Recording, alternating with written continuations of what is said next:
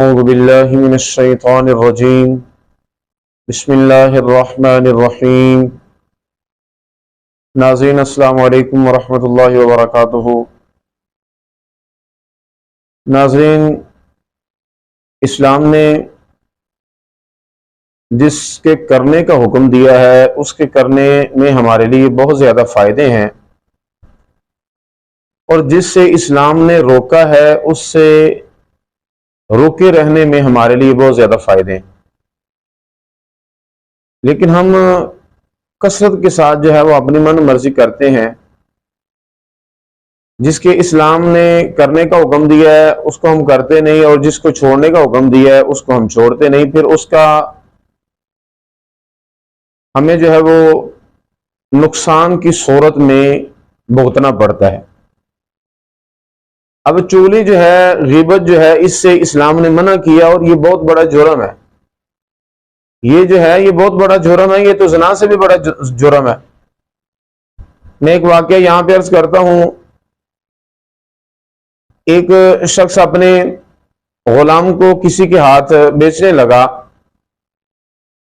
تو بیچنے سے پہلے اس نے خریدار کو یہ کہہ دیا کہ اس غلام کے اندر کوئی عیب جو ہے وہ نہیں ہے۔ اس نے کہا کہ صرف یہ چغل خور ہے اور اس کے اندر کوئی عیب نہیں ہے۔ تو خریدار نے کہا کہ کوئی مذائقہ نہیں۔ جب خریدار نے اسے خرید لیا اور وہ غلام کو لے کے اپنے گھر گیا، تو غلام نے جو ہے وہ فساد پھیلا دیا۔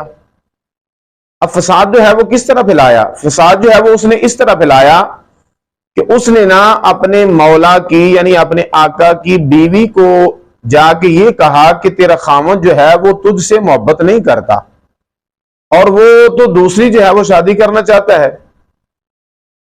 تو اس کی بیوی نے کہا کہ اس کا پھر حل کیا ہے؟ اس نے کہا کہ اس کی دعا جو ہے وہ یہی ہے کہ جب تیرا خامد جو ہے وہ سویا ہوا ہو تو نے جو ہے وہ اس طرح لے کے اس کی گدی کے جو ہے وہ بال کاٹنے ہیں، وہ موڑ دینا تم اس طرح کے ساتھ۔ اگر تو ایسا کرے گی تو وہ تجھ سے جو ہے وہ محبت کرے گا، وہ کسی اور سے جو ہے محبت نہیں کرے گا۔ اور دوسری جانب اس نے جا کے اپنے مولا سے کہا، اپنے آقا سے کہا کہ تیری بیوی جو ہے وہ تو تجھے ذبح کرنا چاہتی ہے۔ اب ایک روز جو ہے اس کا مولا جو ہے وہ یوں ہی آنکھ بند کر کے جو ہے نا وہ لیٹ گیا، اور وہ عورت جو ہے وہ غلام کے کہنے کے مطابق اس طرح لائی، اور خامد جو ہے اس نے کیا کیا، اس نے آنکھ کھول کے دیکھا تو اس کے ہاتھ میں اس طرح تھا۔ اس نے فی الفور جو ہے وہ اسے قتل کر دیا۔ اب جب یہ خبر جو ہے اس عورت کے گھر والوں کو پہنچی، اس کے وارثوں کو پہنچی، تو انہوں نے آ کے جو ہے اس کو مار ڈالا۔ اب ہمیں پتہ یہ چلتا ہے، سبق یہ حاصل ہوتا ہے، ایک تو یہ ہم نے کرنا ہے کہ کسی کی سنی سنائی بات کے اوپر جو ہے ہم نے عمل نہیں کرنا جب تک ہمیں تحقیق نہ ہو جائے۔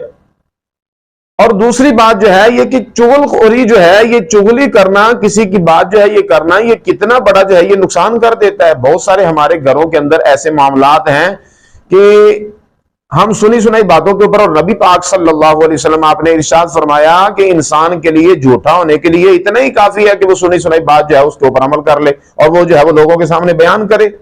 سنی سنائی بات جو ہے اس کی تحقیق نہ ہو، اس کو جو ہے وہ بیان کر دے۔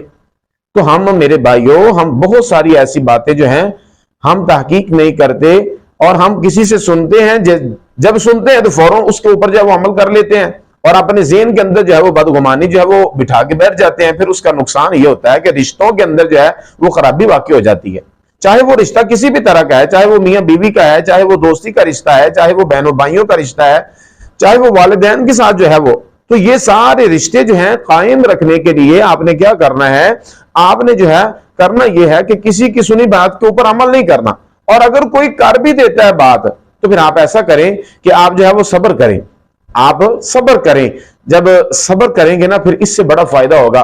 حضرت مولا مشکل کشا علی المرتضیٰ آپ فرماتے ہیں کہ صبر جو ہے نا، صبر اس کا مقام جو ہے یہ ایمان کے اندر ایسے ہی ہے جیسے جسم کے اندر جو ہے یہ سر کا مقام ہے، اس طرح ایمان کے اندر جو ہے یہ صبر کا مقام ہے۔ اللہ تعالی ہمارے حال پہ رحم فرمائے، اللہ ہمیں صبر عطا فرمائے، اور اللہ رب العالمین ہمیں جو ہے چغلی سے اور ایسے گناہوں سے محفوظ فرمائے جس سے جو ہے تعلقات، رشتہ داریاں جو ہیں وہ خراب ہوں۔ اللہ تعالیٰ ہمارے حال پہ رحم فرمائے. آمین ثم آمین بجاہ النبی الکریم.